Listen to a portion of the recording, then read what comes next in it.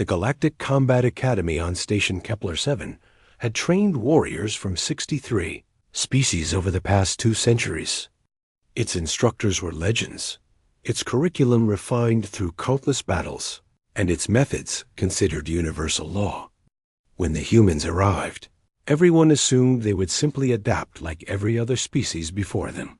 Anna Kowalski stood in the training hall, her dark hair pulled back in a tight bun, watching the Vrexian instructor demonstrate what the Academy called proper blade technique. The creature's 4 arms moved with practiced precision, each manipulating training knives with the blade, extending downward from a closed fist ice pick grip that had dominated galactic close combat doctrine for generations. The overhand grip provides maximum downward force. Instructor Zarkoth proclaimed, his mandibles clicking with authority. This is how civilized species have wielded blades since the First Confederation. The edge faces away from the wielder, strikes come from above, and power flows through the shoulder. Around the hall, cadets from a dozen worlds mimicked the stance. The insectoid Krillnax, the gelatinous Morphians, even the towering Kronak, all gripped their training blades the same way. It was universal. It was proven. It was law. Anna exchanged a glance with Alexander Chun, her training partner, and the only other human in their cohort. His expression mirrored her own bemusement.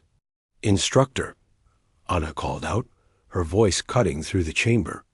"Permission to demonstrate an alternative grip?" The hall fell silent. Zarkoth's compound eyes swiveled toward her, reflecting surprise. In 200 years, no cadet had questioned the fundamental grips. "There is no alternative, Cadet Kowalski," Zarkoth replied, his tone patient but firm. "What you see is the culmination of galactic combat evolution. Your species is new to the Academy. Observe and learn." Anna stepped forward anyway, and Alexander moved with her. They had discussed this moment during their journey to the station, knowing it would come. "With respect, instructor," Alexander said, flipping his training knife so the blade extended from his thumb side, edge facing inward. "You're holding it backwards." The reaction was immediate. Gasps echoed through the hall. A Morphian cadet actually lost cohesion for a moment, their gelatinous form rippling with shock. Zarkoth's mandibles froze mid-click. "Backwards?" The instructor's voice carried dangerous disbelief. "Cadet Chun, that grip is anatomically inefficient. The blade faces toward your own body. One mistake and you cut yourself. The power angle is all wrong. Is it?" Anna moved into position, across from Alexander. "May we demonstrate?" Zarkoth gestured sharply with 2 arms. "Proceed. Show us this human innovation, so we may understand why it is inferior." Anna and Alexander began to move. Where the Academy taught rigid, downward strikes from overhead positions, the humans flowed. Anna's knife became an extension of her arm, the blade whipping in tight arcs that could change direction mid-strike. She demonstrated slashes, draws, and cuts that came from impossible angles, upward rips, horizontal slices, and diagonal cuts that the overhand grip simply couldn't execute. Alexander showed how the edge-in grip allowed for devastating close-quarters work.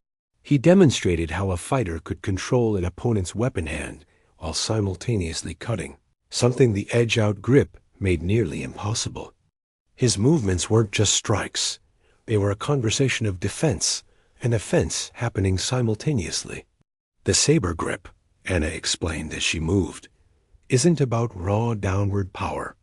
It's about versatility, speed, and the ability to respond to dynamic threats. Our military history spans millennia of blade combat, from Roman gladius to medieval swords, from Filipino martial arts to modern tactical knife fighting.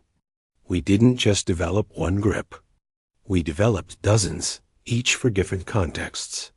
She transitioned seamlessly between grips as she spoke: hammer grip for power, saber grip for finesse, ice pick for specific applications, reverse grip for close grappling. Each transition was smooth, each application clear. ZAR, single quotes QO, Squarish with growing attention, his mandibles working silently. Around the hall, other cadets had stopped their practice, transfixed by the demonstration. Your grip, Alexander continued, addressing the instructor directly but respectfully, is excellent for one-thing powerful downward strikes. If your opponent is below you, if you have the high ground, if you need to drive a blade through armor, it's perfect. But combat is rarely so accommodating. Anna swept Alexander's training blade aside with a parry that the overhand grip couldn't counter, then demonstrated how the saber grip allowed her knife to become a shield and weapon simultaneously. We're not saying your way is wrong, instructor. We're saying it's incomplete. The hall remained silent for a long moment after they finished. Then Instructor Zarkov did something unprecedented in Academy history. He changed his grip, rotating his training knife experimentally to match the human position. Show me, he said simply. Over the following weeks, the Combat Academy's knife doctrine underwent its first major revision in 70 years. Anna and Alexander became assistant instructors, teaching not just the saber grip, but the philosophy behind it, that multiple tools serve multiple purposes. That efficiency isn't about finding one perfect answer, but about adapting to circumstances. The other species struggled initially. The Krillnax's chitinous joints made certain grips impossible, so Anna helped them modify techniques to their anatomy. The Morphians, lacking rigid bones, developed their own unique interpretations that flowed like water. Even the traditional Kronok warriors, initially insulted by the suggestion of change, eventually saw the value in versatility. But the real revelation came during a simulation, 6 weeks into the revised curriculum.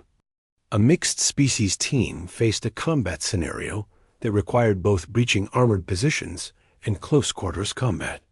The cadets who had learned to switch between grips adapted instantly, using overhand strikes to pierce weak points in simulated armor, then transitioning to saber grips for the close-quarters melee that followed. They won with 0 casualties first for that particular scenario. Standing in the observation deck, Zarkov watched the replay with Anna and Alexander beside him. Your species has been starfaring for less than a century, he said quietly. Yet you revolutionized doctrine that stood for 200 years. How? Anna smiled slightly. Because we spent 10,000 years fighting each other, instructor.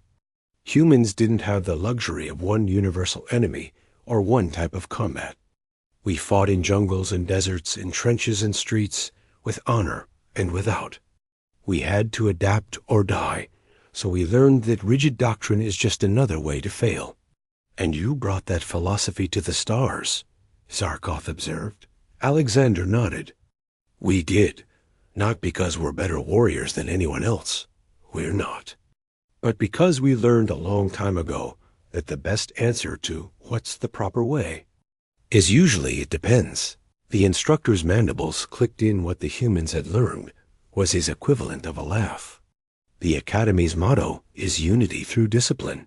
Perhaps we should add a corollary, excellence through adaptation.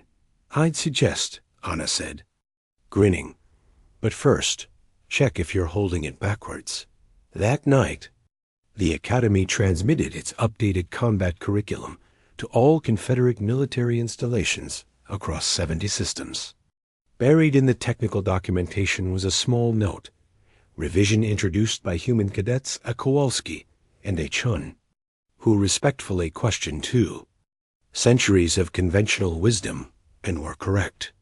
Galactic community was learning something important about the newest species. To join their ranks, humans didn't just bring new weapons or technologies to the Confederation. They brought something potentially more dangerous, the willingness to look at any tradition, no matter how ancient or universal, and ask the simple question that had revolutionized combat doctrine across 63 species. Are you sure you're not doing that backwards? 5, 2, 3.